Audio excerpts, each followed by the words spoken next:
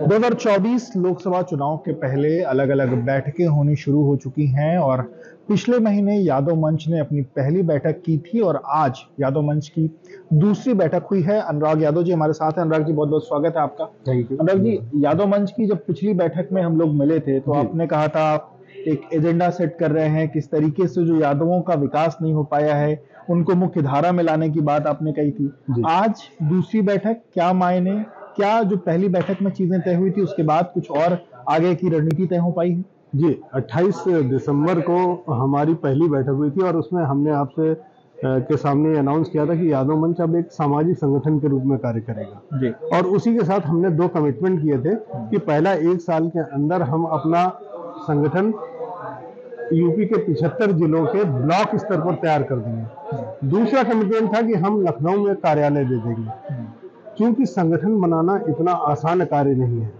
इसलिए पूरे प्रदेश के समाज सेवियों को आज हमने एकजुट किया है, जो इसमें नीति निर्धारक हैं, जो हमें आगे के बारे में यादव समाज पे जिनका बहुत लंबा अनुभव है, उनके साथ आज हम बैठक कर रहे हैं, बातचीत कर रहे हैं कि हम इस संगठन को क्या स्वरूप दें, कैसे इसको विस्तार दें और कैसे हम ब्लॉक स्तर तक पहुंचे और एक यादव से उत्तर प्रदेश से हम जुड़ पाए। इस पर आज पूरी चर्चा हो रही है और इसके बाद हो सकता है कि 2-4 दिन में या अगले वीक तक हम प्रदेश कार्यकारिणी की घोषणा कर दें, क्योंकि हम लोग कोई काम जल्दबाजी में नहीं करना चाह रहे हैं। जो करना चाह रहे हैं बहुत सिस्टमेटिक ढंग से और सबको साथ लेकर करना चाह रहे हैं। इस सामाजिक संगठन को मैं और सामाजिक संगठनों से अलग इसलिए देखना चाहता हूं क्योंकि इसको पूरे यादव समाज 16% आबादी का प्रतिनिधित्व करना है। तो जो शुरुआत हमारी है वो बहुत गहन चर्चा, गहन चिंतन, मनन करने के बाद फिर जो एक हमारा प्लान सेट हो जाएगा तो पूरे साल उसी पे हम कंटिन्यू करेंगे। एक सवाल सर, ये चूंकि भले ही ये सामाजिक संगठन है पर राजनीतिक तौर पर भी जो लोग सक्रिय हैं वो आज इस संगठन में उनकी भागीदारी हुई, उन्होंने अपना वक्तव्य दिए। एक राजनीतिक, चूंकि डिप्टी सीएम ने खुद एक बात कही जो कि समाजवादी पार्टी के अखिलेश जो अध्यक्ष अखिलेश यादव उनकी तरफ वो कहीं ना कहीं दिखाती है। तो क्या राजनीति से प्रेरित ये पूरा का पूरा संगठन उसकी तरफ कहीं आगे बढ़ रहा है, या क्या जिन लोगों को आज बुलाया गया, जिनको आमंत्रित किया गया, क्या उनकी विचारधारा की तरफ ये संगठन आगे बढ़ रहा है, या क्या है इसकी मंशा, क्या है, किस तरफ जाना है? देखिए, जब हम सामाजिक संगठन की बात करते हैं तो उसमें विभिन्न राजनीतिक विचारधारा के लोग होते हैं, अलग अलग पार्टियों के लोग हैं, लेकिन समाज के स्तर पर जब हम सामाजिक संगठन के प्लेटफॉर्म पर बैठते हैं तो हम सब अपने समाज की उत्थान की बात करते हैं।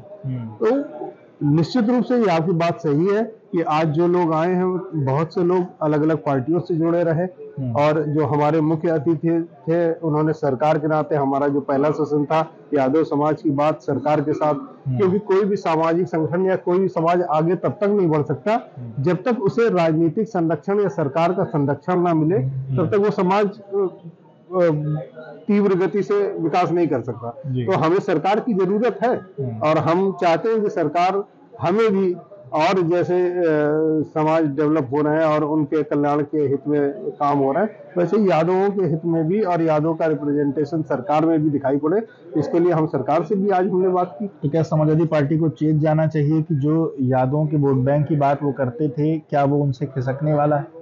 निश्चित रूप से देखिए, ये अब समझ लेना चाहिए हर राजनीतिक दल को कि यादव समाज कोई एक वोट बैंक नहीं है और किसी खास पार्टी का वोट बैंक नहीं है।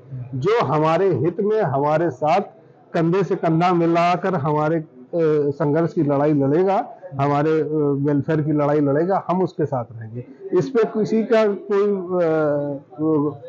दावेदारी नहीं है कि यादव समाज इस पार्टी का वोट बैंक है या इस पार्टी को ही वोट देगा। जो भी पार्टी हमारे साथ हमारे हित की बात करेगी हम उसके साथ जाएंगे।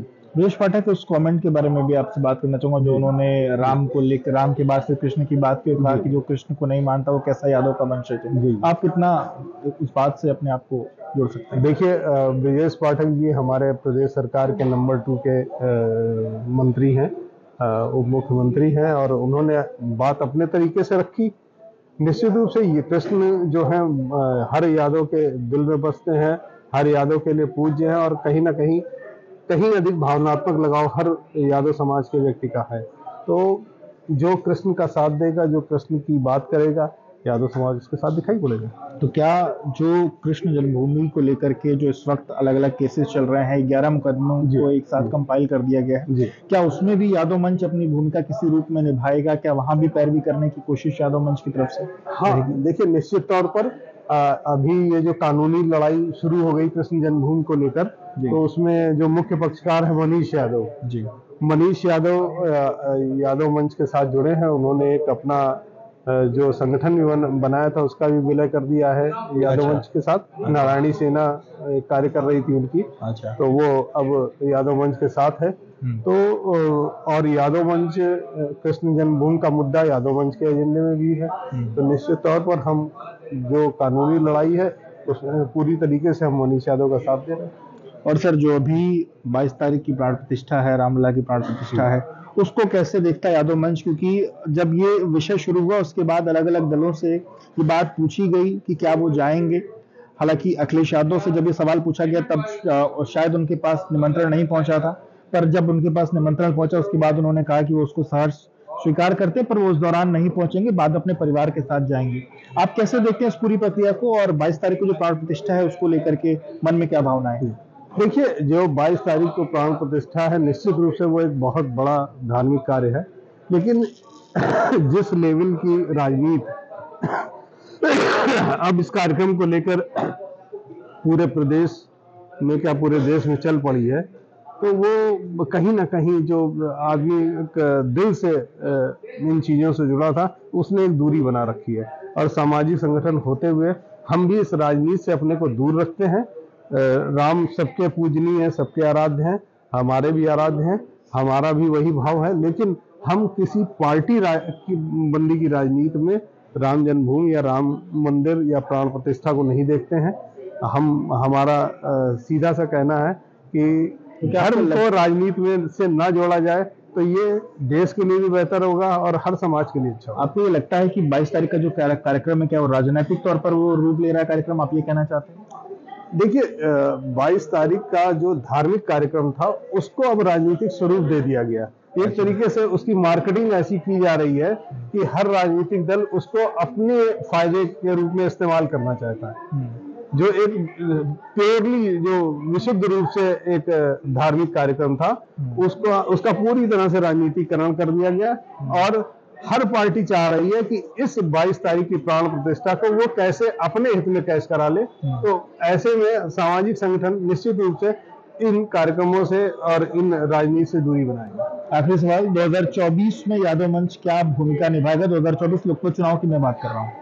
ये देखिए, हमारा राजनीति से कोई सीधा वास्ता नहीं है, लेकिन हमारा जो संगठन ये बनने जा रहा है, ये 16% जो पॉपुलेशन है उत्तर प्रदेश की उसका संगठन होगा। तो निश्चित रूप से ये संगठन प्रदेश की राजनीति को भी प्रभावित करेगा, चुनाव को भी प्रभावित करेगा।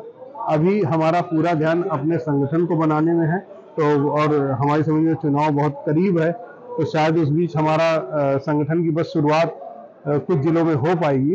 तो अभी तो हम कोई ऐसा दावा नहीं करते कि हमारा मतलब 2024 के चुनाव में अखिलेश यादव डरने की जरूरत नहीं है, आप कोई नुकसान नहीं कर पाएंगे? नहीं, हम कभी भी किसी का नुकसान नहीं करेंगे, लेकिन ये है कि हाँ, हम किसी उस व्यक्ति के साथ भी नहीं खड़े होंगे कि जो हमारे हित की बात नहीं करेगा। और आप ये मानते हैं अखिलेश यादव आपके हित की बात नहीं करते, सपा आपके हित की बात नहीं करती, ये आप मानते हैं? अगर बात कर रही होती तो शायद आज ये स्थिति ना होती समाज की। ये निश्चित ये आपको दिखाई भी पड़ रहा है, और शायद यादव मंच जो संगठन का गठन हुआ है वो इसीलिए हुआ है कि हमारा समाज जिस स्थिति में होना चाहिए उस स्थिति में नहीं। बिल्कुल, तो बहुत बहुत शुक्रिया बात करने के लिए। अनुराग जी को आप सुन रहे थे, इनका कहना है कि अगर यादवों के हित की बात हुई होती, यादवों की भलाई की बात हुई होती तो यादव मंच के बनाने की कोई ज़रूरत नहीं पड़ती। फिलहाल यादव मंच बनकर के तैयार है और अपनी स्थापना की जो प्रक्रिया वो पूरी हो चुकी है और अलग अलग जगहों पर संगठन के विस्तार का काम शुरू हो गया है। वहीं उनका ये भी कहना है कि कृष्ण जन्मभूमि की जो लड़ाई है वो पुरजोर तरीके से उसको लड़ेंगे कोर्ट में और अपनी पूरी ताकत से वो ये लड़ाई में हिस्सा ले रहे हैं।